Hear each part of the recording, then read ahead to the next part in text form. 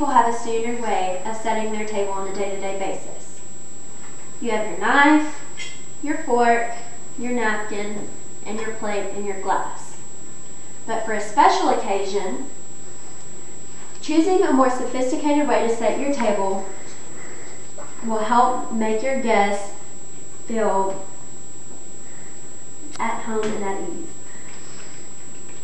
Instead of going to an etiquette class, I found an easier way to set your table, or to learn to set your table, without the hassle of dealing with the impersonal ladies at those classes.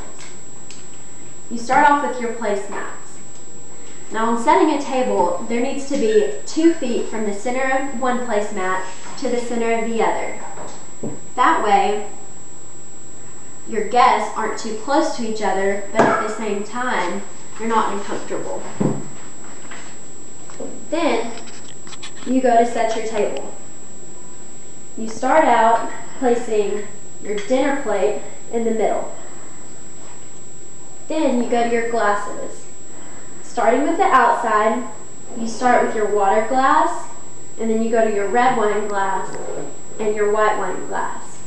Now you angle these glasses at a downward angle towards the corner of the placemat.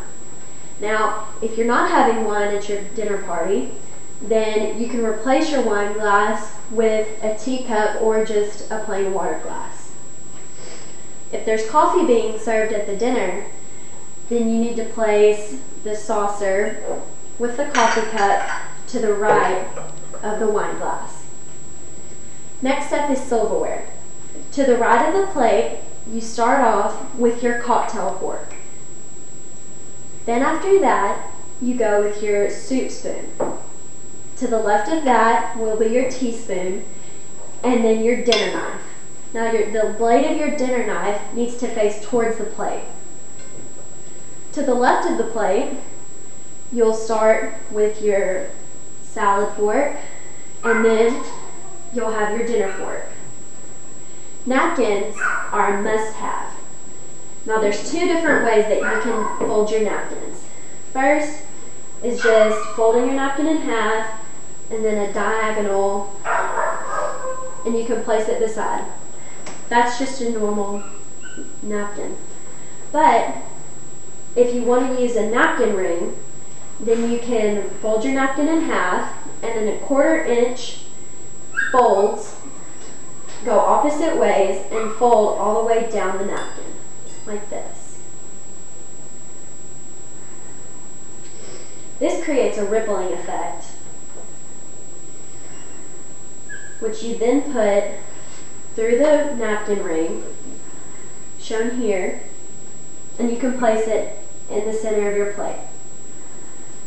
Above the silverware to the left, you have your bread plate, and then you have your bread knife. The blade of this knife also needs to be towards the dinner plate. Above the dinner plate, there needs to be either your dessert spoon or your dessert fork, whichever the dessert entails. After hearing these useful tips, I hope that anyone who had doubts about setting a table will feel at ease and comfortable with this. After you've taken care of setting your table, the most important thing is to keep your guests comfortable, which will keep the food great and the conversation flowing.